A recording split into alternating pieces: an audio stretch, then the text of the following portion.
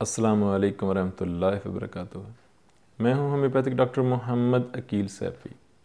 मेरी आज की वीडियो का मौजू है हाइड्रोसिल। हाइड्रोसिल का एक हल तो ऑपरेशन है, लेकिन अगर आप ऑपरेशन नहीं करवाना चाहते तो होम्योपैथिक में इसका सेफ़ ट्रीटमेंट है। विदाउट ऑपरेशन इसका हल मौजूद है। अल्हम्दुलिल्लाह मैंने इसका ट्रीटमेंट किया है। हाइड्रोसिल क्या है, इसकी तशख़ीस क्या है, इसकी वजूहात क्या हैं और इसका होम्योपैथिक ट्रीटमेंट इलाज क्या है, ये मेरी आज की वीडियो का मौजू है। हाइड्रोसिल क्या है? हाइड्रोसिल टेस्टिकल्स में, कपूरों में या फोतों में पानी पड़ जाने को कहते हैं। हाइड्रोसिल यानी फोतों में पानी पड़ जाना।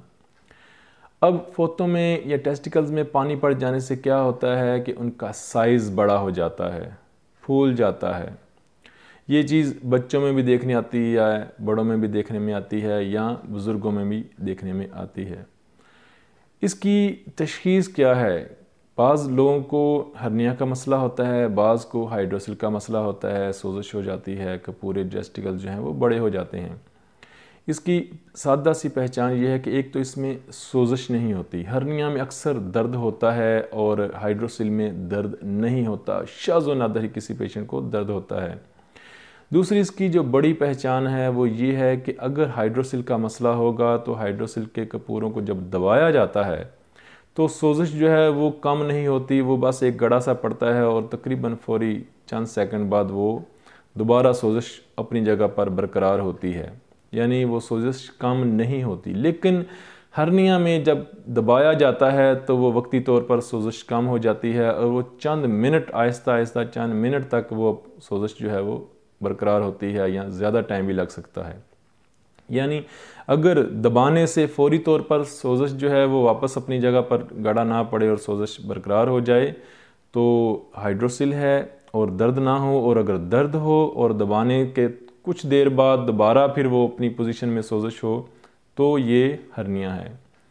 इसकी बहुत सारी वजूहात हो सकती हैं। चोट लगने के बायस ये मसला हो सकता है, ज़्यादा ख़ारिश करने के बायस मसला हो सकता है, या किसी भी अंदरूनी इन्फेक्शन के बायस ये मसला हो सकता है। चूँकि हमारे टेस्टिकल्स में पानी की मिकदार होती है, लेकिन बाज़ दफ़ा पानी जज़ब हो रहा होता है, वो सही तरीके से जज़ब नहीं हो रहा होता, या ज़्यादा पानी के ज़्यादा प्रोडक्शन की वजह से भी ये हाइड्रोसिल का मसला हो सकता है। इसका जो होम्योपैथिक ट्रीटमेंट है वो बहुत आसान है, बहुत अच्छा ट्रीटमेंट है।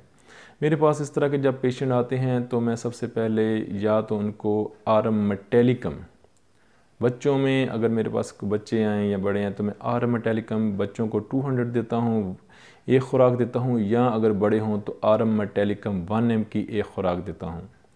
उसके बाद मैं देखता हूँ कि अगर साइकोटिक हिस्ट्री है तो मेडोरिनम जो है वो भी 1 mg की एक खुराक ज़रूर देता हूँ बड़ों को। इसके अलावा अगर बच्चे हों और उनको कनपेडिमम्स का भी मसला रहा है तो मैं उनको एब्रोटिनम और पल्साटिला इस्तेमाल कराता हूँ। इस्तेमाल का तरीकाकार ये है कि मैं पहले उनको एब्रोटिनम इस्तेमाल कराता हूँ, चंद दिन एब्रोटिनम इस्तेमाल कराने के बाद मैं उनको पल्साटिला इस्तेमाल करवाता हूँ और उनका ये मसला ठीक हो जाता है। अगर बड़े हैं तो फिर मैं अलामात के मुताबिक देखता हूँ कि अगर उनको प्यास जो है वो नहीं लग रही तो पल्साटिला दवा होगी। पल्साटिला 200 में, बच्चों को पल्साटिला और एब्रोटिनम 30 में इस्तेमाल करवानी है, सुबह दोपहर शाम या सुबह शाम एक खुराक। और बड़ों को अगर कोई बड़ा है तो उसको अगर प्यास नहीं लग रही, हाइड्रोसिल का मसला है, तो आरम मेटेलिकम 1 mg की खुराक दें। उसके अगले दिन पल्साटिला 200 पावर के 5-5 कतरे सुबह शाम दें अगर प्यास नहीं है।